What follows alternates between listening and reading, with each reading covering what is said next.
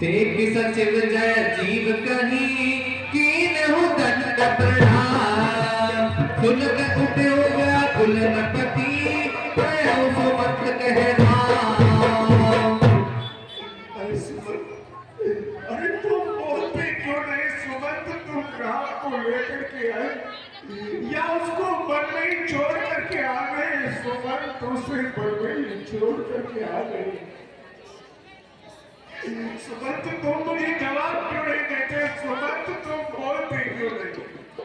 भूप सुमंत लीन उड़लाई बूढ़ कछु आधार रंग पाई। सुमंत वो मेरा आज्ञाकारी पुत्र मेरा सुमंत, जब मैंने उसे राज्य के लिए कहा तो उसके मन में किसी प्रकार की खुशी नहीं हुई। जब मैंने उसे वनवास दिया तो उसके मन में किसी प्रकार का दुख नहीं हुआ। सुमंत किसी प्रकार का दुख नहीं हुआ। राम कुशल कहु सखा सनेही कह रघुनाथ लखन वैदेही। अरे सुमंत, कहाँ तू मेरा पुत्र है? कहाँ लक्ष्मण है? कहाँ पुत्र मधु सीता है? लक्ष्मण कहाँ है? सुमंत आने फेर कि बन ही निभाए सुनत सुमंत नयन जल छाए। अरे सुमंत तुम उनको लेकर के भी आए या वो बड़ी को चले गए? सुमंत वो बड़ी को चले गए। सोच विकल पुनि पूछन रेशो कहु सिय राम लखन संदेशो। सुमंत मुझे तुम राम का संदेश कह करके क्यों नहीं सुनाते? सुमंत तुम बोलते क्यों नहीं? राम रूप गुणशील स्वभाव सुमरि सुमरि उर सोचत राहु। सुमंत मैं तेरे पुत्र राम के युग में तड़प तड़प के बना हूँ। तुम मुझे उनका संदेश कह करके क्यों नहीं सुनाते? सुमंत क्यों नहीं सुनाते? सखा राम सिय लखन जह आरोहि कहु जाओ नाहिक चाहत चलन अबै प्राण कहो सति भाव। जहाँ पर मेरा पुत्र राम है वहाँ पर मुझे पहुँचा, वरना मेरे इस पापी शरीर से अभी ये प्राण निकलना चाहते हैं। सुमंत पुनि पुनि पूछत मंत्रे ही राऊ प्रियतम सुवन संदेश सुनाऊ। तुम मुझे संदेश क्यों नहीं सुनाते? सुमंत तुम बोलते क्यों नहीं? तुम बोलो तो सही।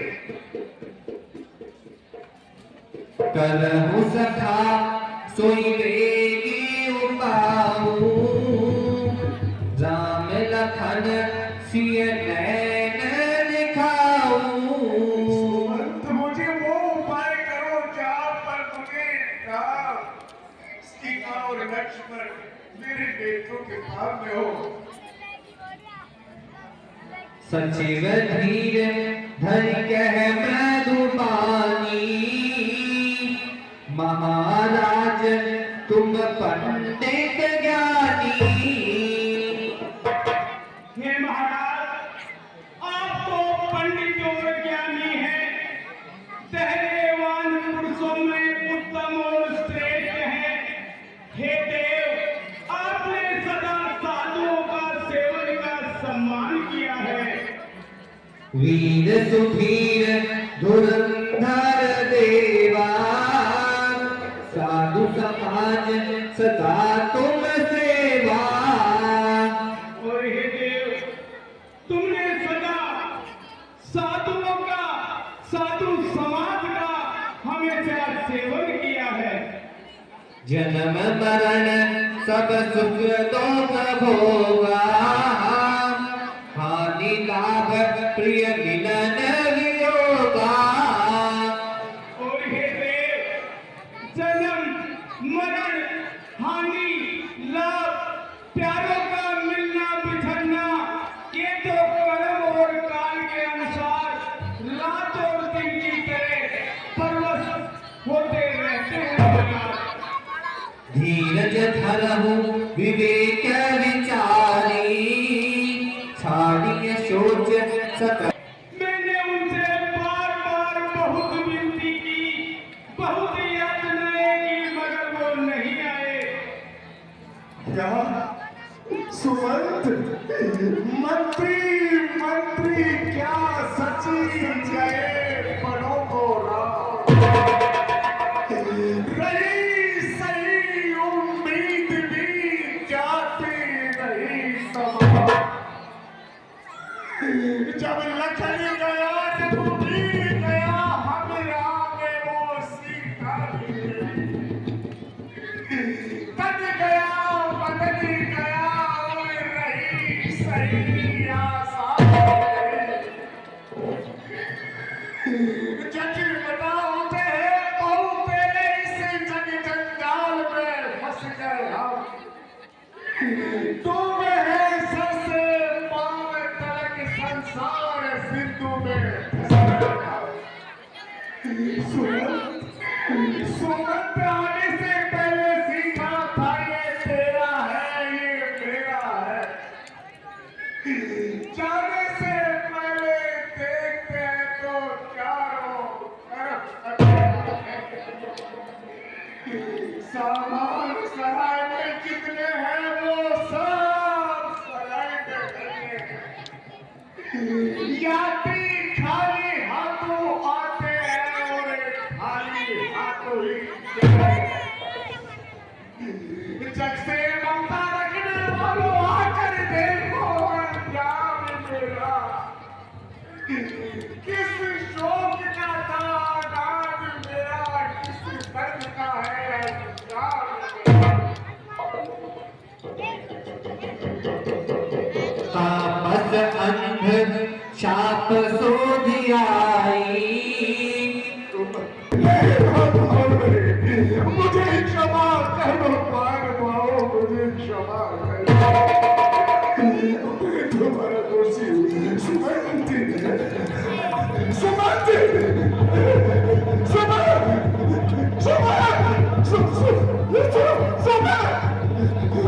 सुमंती ये काली मूर्ति अपनी ओर बुला रही है मुझे। सामने कुछ भी नहीं है, ये आपका घर है स्वामी, हमें कुछ भी नहीं लिया है। आप किससे बातें कर रहे हैं स्वामी? हाँ ठीक कौशले, तुम्हें याद नहीं है मैं तुम्हें मेरे साथ जो घटना घटी थी वो सुना था। उस समय तो मैं तरल अवस्था के अंदर था। एक रोज एक समय जो जंगल के बनीले जीव थे वो मेरी प्रजा को बहुत दुख देते थे।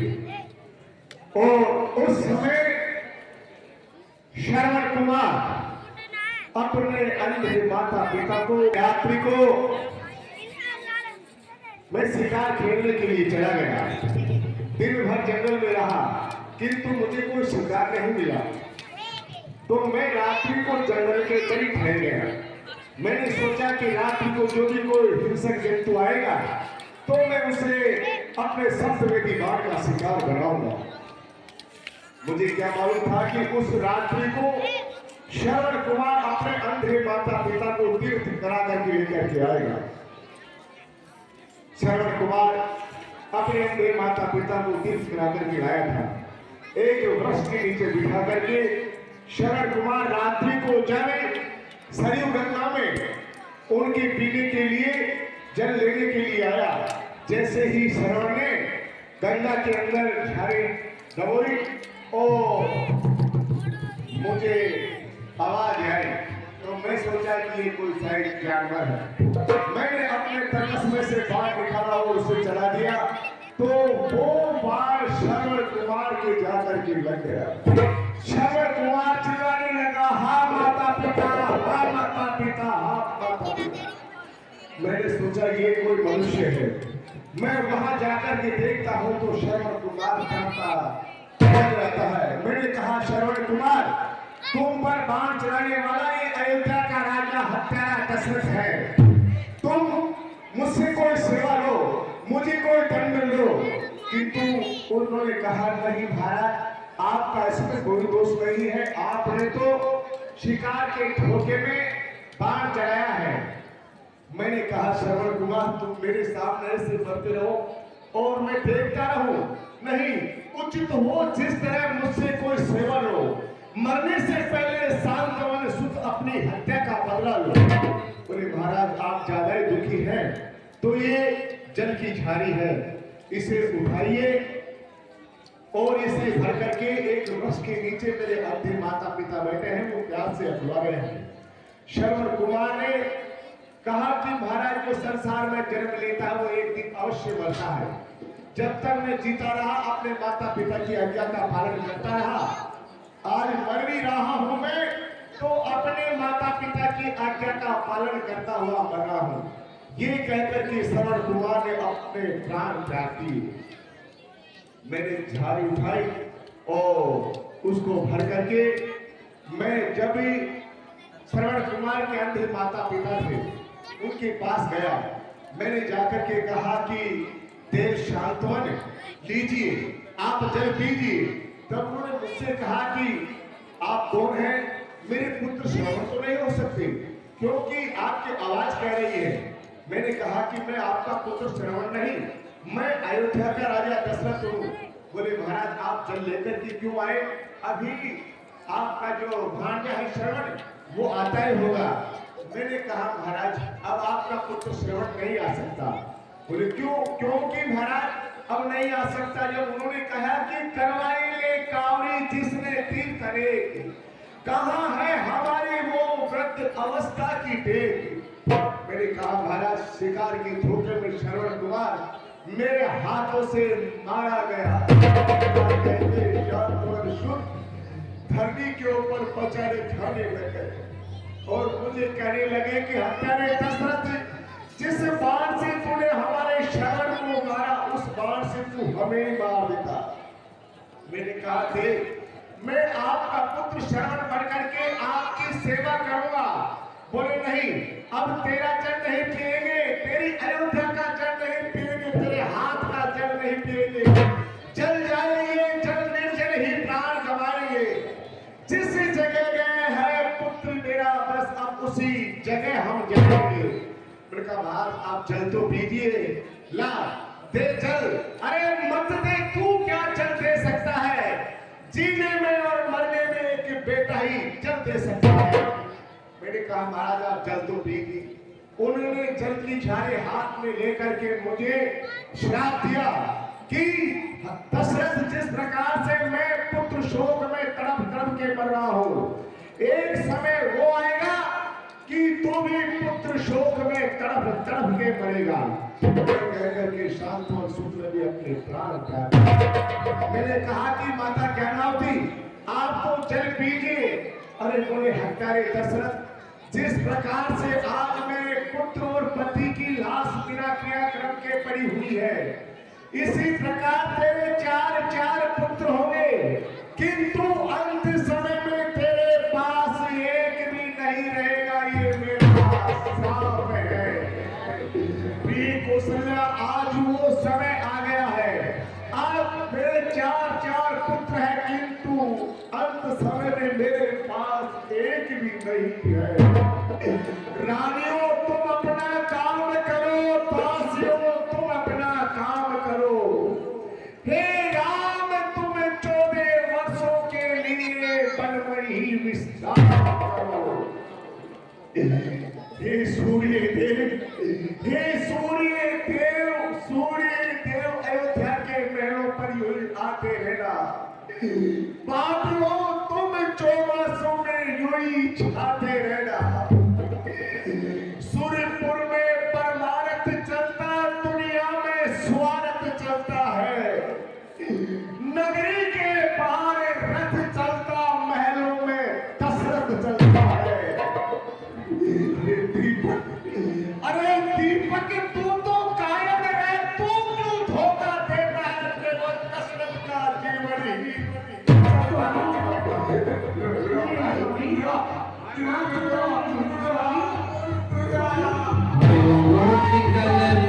वर्णत इतिहासा राम रहिक दिक जीवन सा। पंच रचती है अधम शरीरा, शरीर 5 तत्वों में मिल जाता है, क्योंकि इस मृत्यु लोक में जो जन्म लेता है उसे वापस जाना होता है। हे रानियों, अब तुम शोक ना करो। मंत्रियों, महाराज दशरथ के शव को एक नौका कार 2 सेवकों को भेजकर केकई देश भेजो और उनसे कहना कि